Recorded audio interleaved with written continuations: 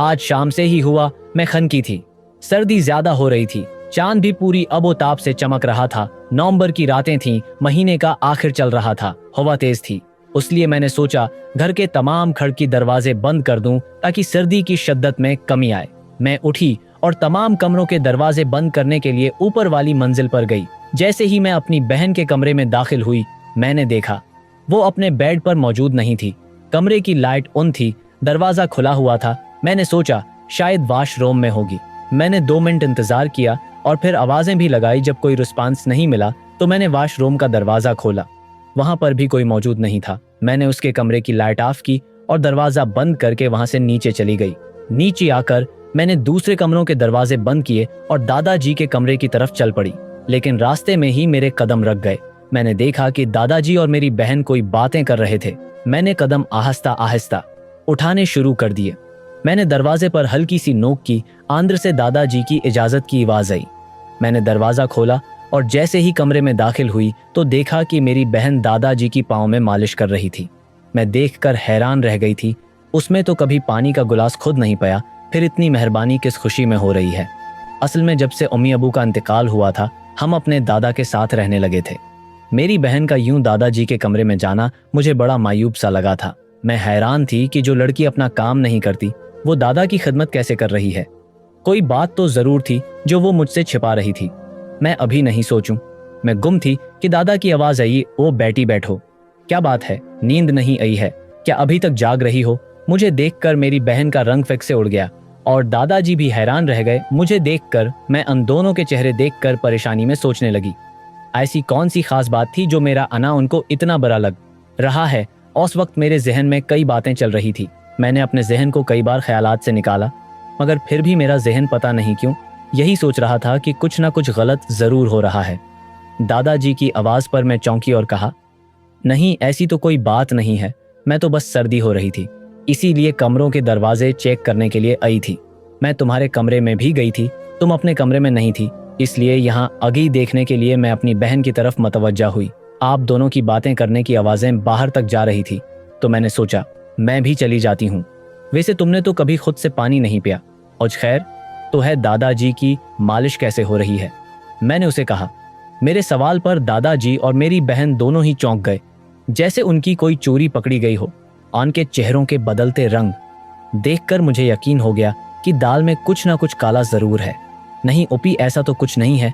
मैं तो वैसे ही बस दादाजी को नींद नहीं आ रही थी और मुझे भी नींद नहीं हो रही थी, तो मैंने सोचा उनकी खबर ही ले लूं। जैसे ही मैं उनके कमरे में आई, मुझे पता चला कि ये दर्द से करा रहे हैं, तो मैंने सोचा कि चलो और कुछ नहीं तो उनके पाँव ही दबा दूं। आखिरकार अम्मी अबू के जाने के बाद अब यही हमारा आखिरी सहारा है, उनकी खिदमत हमारा फर्ज है। वो जैसे अपनी सफाई में बोली थी, मैंने तुमसे कोई सफाई तो नहीं मांगी, मैं तो वैसे ही बात कर रही हूँ। मैंने फौरा कहा। मेरे रवैये को दादाजी और मेरी बहन ने नोट किया था। बेटी अब जाओ, तुम भी आराम करो, रात बहुत हो गई है और सर्दी भी काफ़ी बढ़ रही है। जाके अपने कमरे में आराम करो, उससे पहले कि बीमार पड़ जाओ। दादा जी ने मेरी बात मुकम्मल होते ही मेरी बहन से कहा, लेकिन दादाजी अब को इतनी तकलीफ है, मैं और दबा देती हूँ, मैं कर लूँगी आराम। मेरी बहन ने फौरा कहा। मैंने कहा, ना बेटी मैं ठीक हूँ और वैसे भी बहुत रात हो गई है, अब तुम्हें जानना चाहिए। अंदाजा ने एक बार फिर मेरी बहन को नसीहत करते हुए कहा। मेरी बहन जल्दी से उठी और चप्पल पहनकर अपने कमरे की तरफ चल पड़ी। तुम भी बेटी जाओ और जाते हुए दरवाजा बंद करते जाना, दादाजी ने मुखातब होते हुए कहा। आन की बात सुनकर मैंने भी फिर किसी मुस्कुराहट से उन्हें शब खैर कहा और अपने कमरे की तरफ चल पड़ी। मेरे अबू शहर का बहुत बड़े बिजनेसमैन थे। मेरी अम्मी भी उनके साथ बिजनेस में हाथ बटाती थी। मेरे अम्मी अबू की लो मैरिज थी, दोनों ने कॉलेज साथ ही मुकम्मल किया था और यूनिवर्सिटी भी। आमी और अबू दोनों मिलकर बिजनेस करते थे और माशाअल्लाह हमारा बिजनेस खूब चला। अबू का खूब नाम हुआ शहर में। कुछ अरसे के लिए अबू मलिक से बाहर गए किसी खास काम की वजह से। पीछे से सारा बिजनेस अम्मी ने ही संभाला और हमें भी, हम 2 ही बहनें थी, हमारा कोई भाई नहीं था। लो मैरिज की वजह से दादा जान अबू से नाराज थे और उन्हें घर से निकाल दिया था। मेरी फूफू जो अबू से छोटी थी, वो दादा जान के साथ ही रहने लगी और उनका ख्याल रखने लगी। मुझे अच्छी तरह से याद था, उम्मी ने बताया था कि जब हमारी पैदाइश हुई थी तो दादा जान खुश नहीं थे, बल्कि वो तो हमें देखने भी नहीं आए थे। दादा और फुफ्फो ने मिलकर अबू के साथ रिश्ता खत्म कर दिया था और हमारे साथ भी। एक दिन अबू ने फ़ोन करके बताया कि वो मुल्क में वापस आ रहे हैं तो अम्मी उन्हें लेने एयरपोर्ट गई। मुझे अच्छी तरह याद था कि अबू के मुल्क से बाहर जाते ही दादा जान हमारी तरफ अगे थे और इम्मी से माफ़ी भी मांगी थी। उन्होंने जिस दिन एमी अबू को एयरपोर्ट से लेने गई, उसी दिन मैं और मेरी छोटी बहन दादा जान के पास घर पर ही रखे थे। दादा जान ने बहुत कोशिश की कि उम्मी हमें भी साथ ले जाएं, लेकिन उम्मी ने उनकी बात नहीं मानी और हमें मुलाजमा के हवाले करके खुद चली गई। वापसी पर गाड़ी की ब्रेक फेल हो गई और उम्मी और अबू का एक्सीडेंट हो गया। एक्सीडेंट इतना खतरनाक था कि उम्मी और अबू हलाक हो गए। दोनों की जान चली गई। मैं तब कोई 7 साल की थी और मेरी बहन 6 साल की। हमें कोई ज्यादा समझ बोझ भी नहीं थी। इसीलिए अबू का सारा बिजनेस फपो और उनके बेटे ने संभाला हुआ था। हमने जब से होश संभाली थी, बस दादा जान का ही साया हमारे साथ था। पप्पू अलहदा घर में शिफ्ट हो गई थी। वो हर महीने हमें इतना खर्चा दे देती कि हमारा गुजर बसर अच्छा हो जाता और फिर हमें अच्छी तालीम भी दिलवाई। पप्पू के कहने के मुताबिक अबू की मौत की जिम्मेदार अम्मी थी, क्योंकि उनका ख्याल था कि शायद वो खुद अबू को मारना चाहती थी, लेकिन दोनों की जान चली गई। लेकिन हम ये बात अच्छे तरीके से समझते थे। बेशक हम छोटे थे तब, लेकिन हमें उज भी याद था आमी और अबू का कितना प्यार था आपस में। मैंने दादाजी को कभी भी इतना नरम दिल नहीं देखा था जितना पिछले कुछ दिनों से उनका रंग बदला हुआ था, और ख़ास तौर पर मेरी छोटी बहन के साथ, क्योंकि दादाजी हमें कुछ खास पसंद नहीं करते थे। आबू की वफ़ात के बाद भी उन्होंने हमारे साथ तल्ख रवैया ही रखा था, लेकिन यूं अचानक उनका हमारे साथ नरम दिली करना मुझे समझ नहीं आ रहा था। ये बात तो मैं अच्छी तरह से जान गई थी कि दादाजी का कोई ना कोई खास मकसद ज़रूर है जिस वजह से वो नर्म दिल हो गए थे। अब वो मकसद क्या था ये मुझे समझ नहीं आ रही थी। कहीं वो मेरी बहन के साथ? नहीं, ऐसा कुछ नहीं हो सकता। मैंने एक बार फिर अपने दिल को समझाया। काफ़ी देर में आंखें बंद करके अपने कमरे में लेटी रही, लेकिन मुझे नींद नहीं आ रही थी। बार बार मेरी बहन का मासूम चेहरा मेरी आंखों के सामने आ जाता और कभी दादाजी का। न जाने क्यों मुझे कुछ भी ठीक नहीं लग रहा था।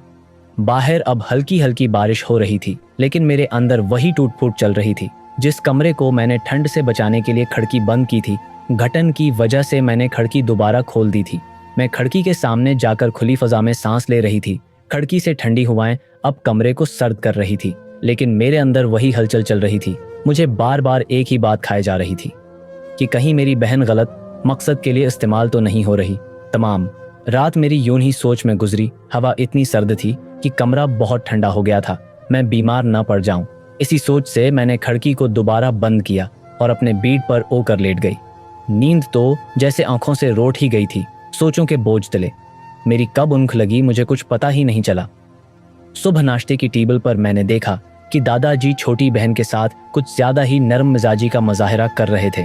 उसे अच्छा नाश्ता करने की तलकीन करते तो कभी खुद उठाकर चीजें उसकी तरफ करते। बेटी अंडा खाओ ना, तुम्हारी सेहत के लिए बहुत अच्छा है। दादाजी की आवाज पर मैं चौंकी। अरे नहीं, दादा जान आपको शायद पता नहीं है, मुझे अंडे से एलर्जी है। बहन ने मना करते हुए कहा, कोई एलर्जी नहीं है, तुम खाओ, उसे खाओगे नहीं तो तुम्हारे अंदर ताकत कैसे होएगी। उनकी ये बात मुझे बहुत ही बड़ी महसूस हुई और मैंने कहर अलवुद नज़रों से अपनी बहन की तरफ देखा। आन दोनों ने मुझे बिल्कुल इग्नोर किया हुआ था, जैसे मैं टेबल पर मौजूद ही नहीं हूँ। मेरी बहन का मेरे दादा जान के साथ यूं बेतकल्लुफ होना मुझे एक ऊँख न बा रहा था। मेरा बस नहीं चल रहा था कि मैं उसे कैसे समझाऊं। आखिर वो मेरी बहन थी। अगर उसके साथ कुछ भी ऐसा वैसा होता तो मुझे भी इतनी ही तकलीफ होती। आज की गुफ्तगू से मुझे साफ अंदाजा हो गया था कि दादाजी के इरादे कुछ ठीक नहीं हैं। मैंने दिल में सोच लिया कि मैं उनकी एक एक हरकत पर नजर रखूंगी। तुम नाश्ता जल्दी कर लो, मैं तुम्हें कॉलेज छोड़ दूं। मैंने जल्दी से बहन की तौजा अपनी तरफ करवाने की कोशिश की। अरे तुम क्यों छोड़ोगी, ड्राइवर है ना, वो उसे ले जाएगा। दादाजी ने जल्दी से कहा, मैं अपनी बहन की जिम्मे डालूंगा, दारी खुद उठाऊंगी, वो मेरी जिम्मेदारी है, मुझे ड्राइवर पर कोई भरोसा नहीं है। मैंने दादाजी की आंखों में आंखें डालते हुए कहा, बेटा वे हमारा बहुत पुराना मुलाजिम है, तुम्हें इस पर भरोसा क्यों नहीं है। दादाजी ने बहस करते हुए कहा। मेरा उनके साथ बहस करने का कोई मौड नहीं था, लेकिन उनके सवाल मुझे बिल्कुल भी अच्छे नहीं लग रहे थे। दादाजी, जब मैं हूं तो मेरी बहन को किसी के साथ क्यों भेजो, मैं खुद उसको छोड़ के आऊंगी, मैंने कहा। उस बार दादाजी मेरे रवैये को खूब नोट कर रहे थे। उन्होंने कुछ सवाल करने की बजाय खामोश होना बेहतर समझा। मैंने एक बार फिर अपनी बहन से कहा, अब जल्दी कर लोगी या नहीं, मुझे अभी लेट हो रही है, मैंने भी यूनिवर्सिटी जाना है, आ रही हूँ। इपी क्या हो गया है, अब को एकदम घोड़े पे सवार होती हैं अब तो। मेरी बहन ने खफगी लहजे में मुझसे कहा, हाँ होती हूँ, तुम्हारी तरह बेवकूफ़ नहीं हूँ जो लोगों को रवियों को समझ न सकूं। मैंने इस बार सैधावार दादाजी पर किया था, जिसे उन्होंने खूब नोट किया था, लेकिन कुछ कह ना सके। अच्छा ठीक है, चलें। उसने जल्दी से बैग उठाया और दादाजी को माथे पर बूसा देकर खुदा हाफिज करते हुए मेरी तरफ मेरे साथ चल पड़ी। मुझे अब उसकी हरकतें बिल्कुल भी अच्छी नहीं लगती थी। मैंने गुस्से से उसकी तरफ देखा और हम दोनों लॉन की तरफ चल पड़ी। अभी मैं गाड़ी तक पहुंची ही थी कि फूफू और उसका बेटा भी वहां पर आ पहुंचे। पप्पू ने जल्दी से छोटी बहन को गले से लगाया और माथे पर बोसा दिया। उनकी निर्म मिजाजी की मुझे जरा भी समझ नहीं आई थी। वो तो हम दोनों को ही अच्छा नहीं समझती थी। फिरोज मेरी बहन पर इतना प्यार कैसे आ रहा था और उसको प्यार करने के बाद वो मेरी तरफ आई और मुझे भी भौंसा दिया। मैं अपनी फूफो और दादा के बदलते रंगों को देखकर बहुत ही परेशान थी। मैंने अपनी बहन को गाड़ी में बैठने का इशारा किया और खुद भी उनसे अलविदा होकर गाड़ी में बैठ गई और गाड़ी कॉलेज की तरफ मोड़ दी। अगली रात मुझे बहुत नींद हुई थी और मैं यूनिवर्सिटी से उतते ही सो गई। मैंने खाना भी नहीं खाया था। मैं इतनी गहरी नींद सोई कि मुझे पता ही न चला कि मैं कहाँ लेटी हूँ और कहाँ नहीं। आधी रात को भूख की शिद्दत से मेरी आंख खुली। मैंने सोचा किचन में जाकर कुछ खाती हूँ। मैंने कमरे की लाइट उनकी और दरवाजा खोलकर किचन की तरफ बढ़ने लगी। मैं किचन में पहुंचने ही वाली थी कि मेरे जहन में अपनी बहन का ख्याल आया। मैं वहीं से अपनी बहन की कमरे की तरफ मड़ गई। सीढ़ियां चढ़ते हुए अजीब से ख्याल मेरे जहन में आ रही थे। ही वाली थी कि मेरे जहन में अपनी बहन का ख्याल आया। मैं वहीं से अपनी बहन की कमरे की तरफ मड़ गई। सीढ़ियां चढ़ते हुए अजीब से ख्याल मेरे जहन में आ रही थे। पता नहीं उसने खाना खाया भी है या नहीं। पता नहीं वो अभी तक सोई भी होगी कि नहीं, क्योंकि मेरी आदत थी कि मैं पहले उसे सुलाती और फिर खुद सोती। आज रात की थकन की वजह से मुझे जल्दी नींद आ गई थी। थकन की वजह से मैंने खाना भी नहीं खाया था। जैसे ही मैं इसके कमरे में पहुंची, मैं देखकर हैरान रह गई। एक बार फिर से मेरे खदशात बढ़ गए। मेरे जहन में तरह तरह के सवाल उठने लगे। मुझे सब कुछ अजीब लग रहा था। मैं खुद से ही सवाल जवाब करने लगी, क्योंकि जब से मेरी बहन बड़ी हुई थी इसके साथ ये सब पहली बार हो रहा था और मेरे लिए भी ये सब कुछ नया ही था। वो अपने कमरे में मौजूद नहीं थी। आज तो उसके कमरे की लाइट भी ऑफ थी और दरवाज़ा भी बंद था। मैंने ही हिम्मत करके दरवाज़ा खोला और उसको आवाज़ें देने लगी, लेकिन वो वहां पर होती तो कोई जवाब देती। मैंने अपने वहम को दौर करने के लिए वॉशरूम का दरवाज़ा खटखटाया। जब कोई जवाब नहीं मिला तो मैंने दरवाजे को हल्का सा हाथ लगाया तो वो अपने आप ही खुल गया। मैं हैरान रह गई, क्योंकि वो वहां पर भी मौजूद नहीं थी। आखिर कहाँ जा सकती है? मेरे जहन में फौरा सवाल उठने लगे। मैं बोझल कदमों के साथ उसके कमरे से निकली और सीढ़ियां उतरते हुए अपने कमरे की तरफ चल पड़ी, ताकि अच्छी तरह चेक कर सकूं कि कहीं वो नीचे तो नहीं कहीं सो रही। जैसे ही मैं नीचे पहुंची तो मैंने देखा कि मेरी बहन है घर में मौजूद ही नहीं थी। सारी जगह अच्छी तरह चेक करने के बाद मैंने दादा के कमरे का रख किया। मेरे बार बार नोक करने पर कोई जवाब नहीं आया। मैंने सोचा शायद दादा गहरी नींद में सो रहे हैं। मैंने खुद ही दरवाजा खोला और जो मंजर मैंने देखा, मेरे पाँव के नीचे से जमीन निकल गई। मुझे यकीन ही नहीं हुआ कि दादा ऐसा भी कर सकते हैं। मुझे इस वक्त अपनी बहन पर भी बहुत गुस्सा आया, लेकिन मैं कुछ न कर सकी क्योंकि रात का वक्त था और पप्पू भी घर पर मौजूद थी। अगर मैं अपनी बहन को कुछ भी कहती तो राय का पहाड़ बनने वाली बात थी। जो कुछ मेरी आंखों ने देखा था, न जाने क्यों सब देखकर मुझे बहुत अफसोस हुआ। मैं जैसे एक बार फिर माजी की तलखियों में चली गई। मुझे सारी नफरतें एक बार फिर से याद होने लगी जो मेरे दादा मेरी माँ से नफरत करते थे। मैं सोच भी नहीं सकती थी कि दादा ऐसी हरकत भी करेंगे। मैंने खुद पर काबू पाया और आगे बढ़ी और अपनी बहन को उठाया जो दादा के कदमों में सो रही थी। मैंने उठाने पर मेरी बहन चौंक गई और दादा की भी आंख खुल गई। मेरे जहन में बार बार एक ही चीज आ रही थी कि वो दोनों सो रहे थे या सोने की एक्टिंग कर रहे थे। मैं बहुत जल्द हकीकत जानना चाहती थी, मगर जान नहीं पा रही थी कि ये सब क्या माजरा हो रहा है। रोज रोज मेरी बहन दादा के कमरे में क्या लेने होती है? वो खुद होती है या उसे बुलाया जाता है? ये सब ऐसे सवाल थे जिसे सोच सोच कर मेरा दिमाग फटा जा रहा था। थोड़ी देर पहले जो मुझे भूख लगी थी सब उड़ गई थी। मैंने अपनी बहन को अपने साथ कमरे में चलने का कहा और उसे साथ लेकर अपने कमरे में आ गई। आखिर तुम रोज रोज उनके कमरे में क्या लेने जाती हो? कमरे में उतरे ही मैं अपनी बहन पर चलाई। भूल गई हो, उन्होंने उम्मी और अबू के साथ किया था। अरे हमारी पैदाइश पर वो लोग हमारी शक्ल नहीं देखना चाहते थे और तुम्हें अब दादाजी पे प्यारा रहा है। मेरी बात सुनकर वो मेरी तरफ हैरत से देखने लगी। आइंदा मैं तुम्हें उनके कमरे में न देखूं, समझी तुम? मैंने चिल्लाते हुए कहा। आप ही क्या हो गया है आपको? किस तरह की बातें कर रही हैं? वो दादा हैं, हमारे खून हैं हमारा, और वैसे भी वो ज़ईफ हैं। इनका ख्याल रखना है हमारा फ़र्ज़ है, आखिर अबू के बाद हमें उन्हीं का तो इसरा है। ओ वाह, बहुत ज़्यादा जज्बाती हो रही थी और मुझे उसके जज्बातीपन से खौफ हो रहा था। तुम क्यों नहीं समझती हो कि वो लोग हमारे सगे नहीं हैं? वो कभी भी हमें एक्सेप्ट नहीं करेंगे। लेकिन अब तो सब कुछ ठीक हो गया है ना? उसने मेरी बात काटते हुए कहा। देखा नहीं दादा, दादाजी पहले से कितने बदल गए हैं। अब तो वो मुझे बहुत ज़्यादा प्यार करने लगे हैं। ये सब तुम्हारा वहम है कि वो बदल गए हैं, वो नहीं बदले हैं। अगर वो बदल भी गए हैं तो उनका कोई मकसद ही होगा। आखिर तुम समझ क्यों नहीं रही हो? मेरी बात को मैंने अपनी बात पर जोर देते हुए कहा। मुझे अब की बातें बिल्कुल भी समझ नहीं आ रही हैं।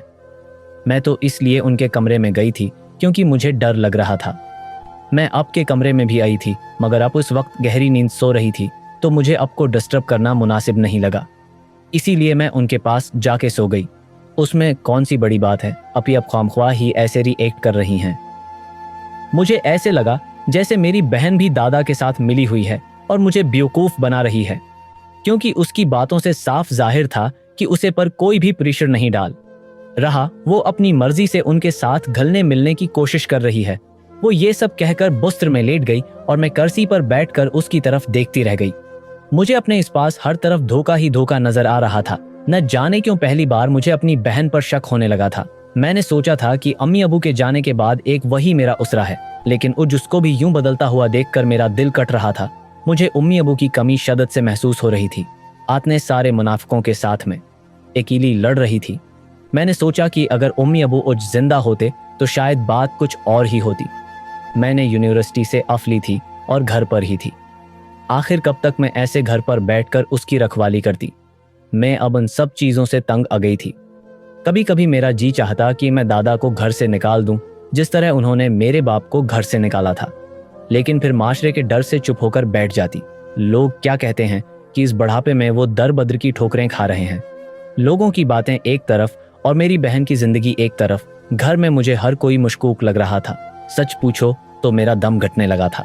अब कोई एक शख्स भी ऐसा नहीं था जिस पर मैं भरोसा करके अपने दिल की बात कर सकती। आपनों के दरमियान में रहते हुए भी मुझे सब बेगाना बेगाना सा लग रहा था। मैं घर से बाहर निकलकर खुली फजा में सांस लेना चाहती थी। मैंने गाड़ी की चाबी उठाई और कब्रिस्तान जाने का फैसला किया। रास्ते से मैंने गुलाब के फूल लिए और कब्रिस्तान की तरफ गाड़ी मोड़ ली।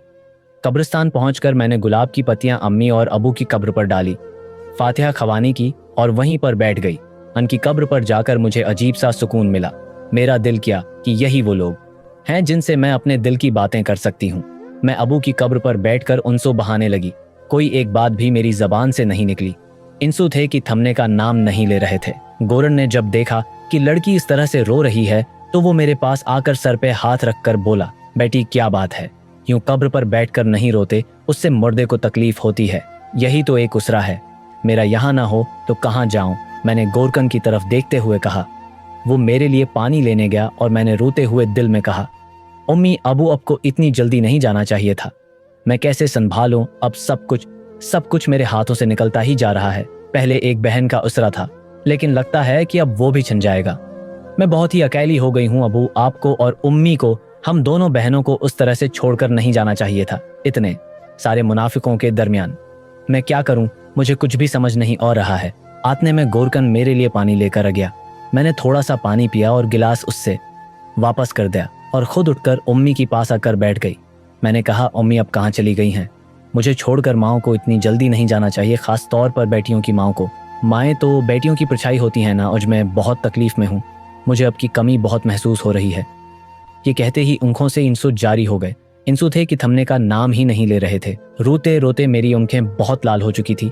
मैं काफी देर वहीं बैठी रही और जब तक दिल को सुकून नहीं हुआ मैं वहां से नहीं उठी। वहां आकर मुझे ऐसे लगा जैसे किसी ने मुझे अपनी आगोश में ले लिया हो, जैसे किसी ने अपनी शफकत में ले लिया हो। सच कहते हैं माँ बाप अगर दुनिया से चले भी जाएं, तब भी अगर हम उनकी कब्र पर जाएंगे तो हमें ऐसे ही लगेगा जैसे वो अभी भी जिंदा हैं।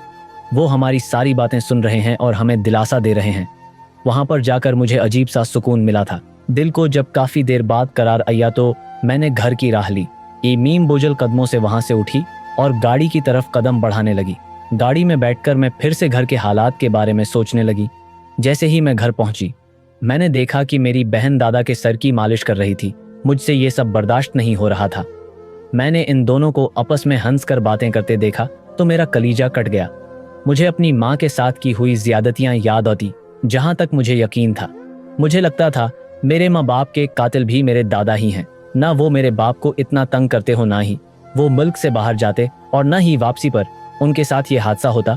तब मैं बहुत छोटी थी, कुछ बोल नहीं सकती थी, लेकिन अब मैं जवान थी और समझदार भी। अब मैं सब कुछ समझती भी थी और उन्हें कुछ कहने के भी काबिल थी। बस लोगों की बातों के बारे में सोचकर खामोश हो जाती थी कि लोग क्या कहेंगे।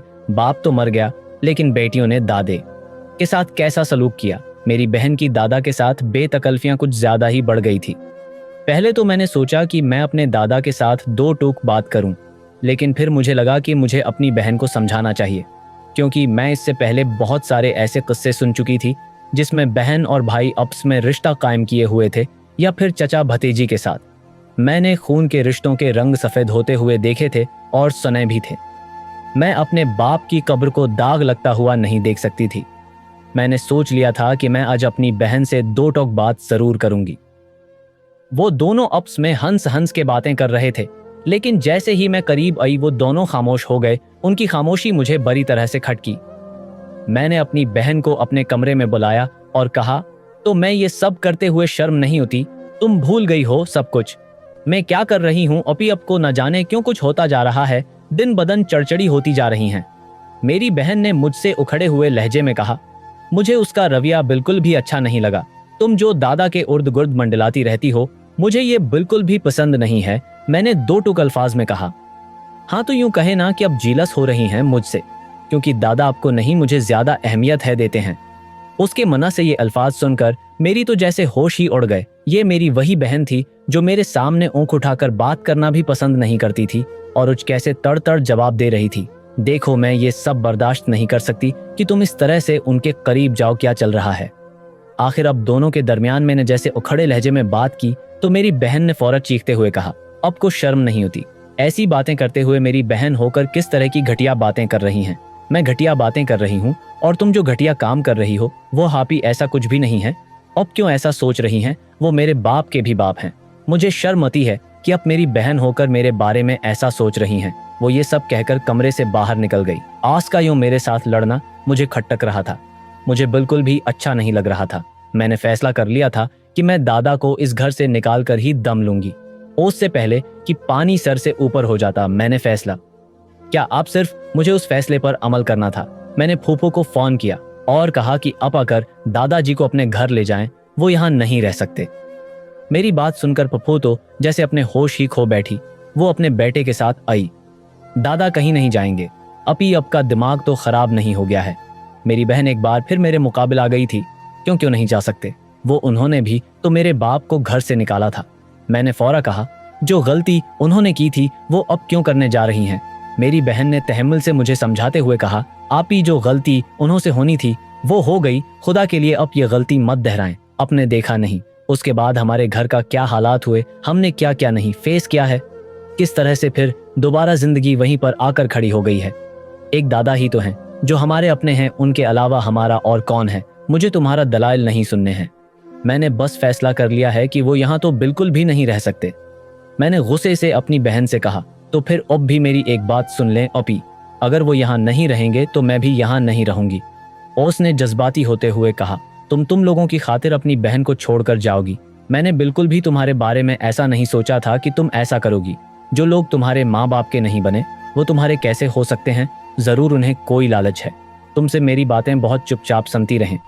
वो एक लफ्ज भी नहीं बोली, क्योंकि वो जानती थी कि मैं कुछ होगा भी गलत नहीं कह रही हूँ।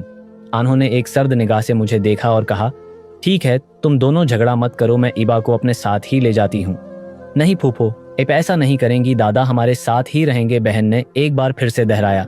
अगर वो यहाँ से नहीं जाएंगे तो फिर मैं यहाँ से जा रही हूँ, मैंने धमकी देते हुए कहा और अपने कपड़े समेटने लगी। उस दौरान मेरी बहन मेरी मिन्नतें करती रही कि प्लीज अब मत जाएं, लेकिन मैंने उसकी एक नहीं सुनी और अपने कपड़े उठाकर घर से बाहर निकलने लगी। आतने में मेरी फूफो का बेटा वहां पर आ गया और उसने मुझे रोकने की कोशिश की। तुम होते कौन हो? मुझे रोकने वाले में यहाँ पर एक सेकंड नहीं रखना चाहती। मेरा दम घटने लगा है। जो खेल ये दोनों खेल रहे हैं, तुम्हें क्या लगता है मैं ये सब बर्दाश्त कर सकूंगी? देखो प्लीज आराम से बैठो, मेरी बात तो सुनो। फूफो के बेटे ने मुझे नरमी से समझाने की कोशिश की। हो सकता है जैसा तुम सोच रही हो वैसा कुछ भी ना हो। अच्छा फिर कैसा है, क्यों ये रात को टूटकर उनके कमरे में जाती है, उनके साथ इतना हंसी मजाक हो रहा है, उनकी मालिश की जा रही है, अपने लिए तो कभी उसने खुद पानी का गिलास नहीं लिया कभी, और उनके काम सारे भाग भाग कर हो रहे हैं, तुम्हें क्या लगता है मैं बच्ची हूँ, कुछ नहीं समझती? ये लोग इस कदर घटिया किस्म का खेल खेलेंगे, मुझे बिल्कुल भी यकीन नहीं आ रहा। मैंने गुस्से से कहा। तो मेरी बहन चीख उठी थी। कैसी बहन है? अब कम उस कम और कुछ नहीं तो हमारे रिश्ते का ही ख्याल कर लेती कि हम दोनों का रिश्ता क्या है। वो मेरे दादा हैं और उनकी खिदमत करना मेरा फर्ज है। अब ये क्यों नहीं कहती हैं कि अब का दिल इस जायदाद पर उटक गया है, अब मुझ पर इल्ज़ाम लगाकर ये सारी जायदाद हड़पना चाहती हैं। मुझे यकीन नहीं हुआ था कि वो मेरी ही बहन है जो मुझ पर इल्ज़ाम लगा रही थी। खुदा गवाह था कि मुझे इस जायदाद से कोई लालच नहीं है। हाँ, मैं तो सिर्फ इसकी जिंदगी खराब होने से बचाना चाह रही थी। अगर आपको ये सारी जायदाद चाहिए तो हम उसे मांग लें, मैं वैसे ही आपके नाम कर दूंगी। उस तरह का इल्ज़ाम लगाने की क्या ज़रूरत थी? आपको आपने एक बार भी नहीं सोचा। और उसकी सारी बातें मुझे तीर बनकर लग रही थी और मैं चुपचाप उसकी तरफ देख रही थी। जब मैंने इतनी बड़ी बात की तो पप्पू भी चुप न रह सके और वो भी दरमियान में आ गई। होश करो लड़की, तुम ये कैसी बातें कर रही हो? तुम जानती हो जिसके बारे में तुम बात कर रही हो वो तुम्हारे बाप का भी बाप है। अच्छी तरह से जानती हूं मैं उस शख्स को। वो एक धोखेबाज और फ्रेबी इंसान है जो मेरी बहन की जिंदगी खराब करना चाह रहा है। पहले उसने मेरी माँ की जिंदगी खराब की है और अब मेरी बहन के पीछे पड़ गया है। मैंने फप्पो की आंखों में आंखें डालकर कहा, बस कर दें अब भी उससे ओगे। अगर अपने एक लफ्ज भी और कहा तो मैं भूल जाऊंगी कि अब मेरी बहन है। मेरी बहन फिर से मेरे मद्द मुकाबिल आई थी। क्यों ना कहूं मैं तो चीख चीख कर सबको बताऊंगी तुम लोग क्या खेल खेल रहे थे। मेरी आवाज इतनी ऊंची थी कि दादा जान ने जब ये सुना तो वो भी अपने होश खो बैठे।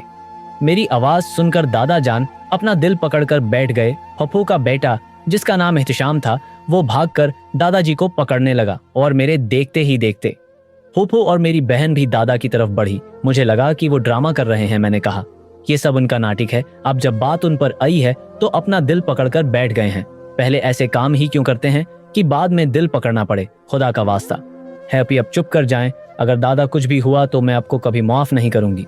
मेरी बहन ने मेरी आंखों में आंखें डालकर मुझे चुनौती दी। तुम्हें इतनी तकलीफ हो रही है? नहीं मरेंगे, वो ठीक ही रहे हैं, वो होंगे। कहता हूँ ड्रामे ही खत्म नहीं होते। मैं ये सब बड़बड़ा कर कमरे में चली गई। मेरी बहन फप्पो और एहतिशाम दादा को हॉस्पिटल ले गए। दादा की हालत बहुत ज्यादा खराब थी, उन्हें सांस नहीं आ रहा था। वो बार बार एक ही बात दोहरा रहे थे जिसे मैंने बखूबी सुना था, बेटी मैं ऐसा नहीं हूँ, मैं ऐसा नहीं हूँ। वो मेरी पूती है, मेरी जान है, मेरे बेटे की निशानी है। मुझे उसमें अपना बेटा नजर आता है। वो मुश्किल से लफ्ज बोल रहे थे और मेरी फूफो उन्हें दिलासा देने की कोशिश कर रही थी, मगर जैसे वो अपनी हिम्मत हार रहे थे। एहतिशाम ने एम्बुलेंस को कॉल की तो वो फौरा उन्हें लेकर अस्पताल चले गए थे। जब वो लोग अस्पताल गए तो दादाजी की कही हुई एक एक बात मेरे जहन में दौड़ने लगी। मुझे अपने किए पर जरा भी पछतावा नहीं था। जैसे ही मैं कमरे में आई मुझे ऐसे लगा जैसे नींद आ रही हो।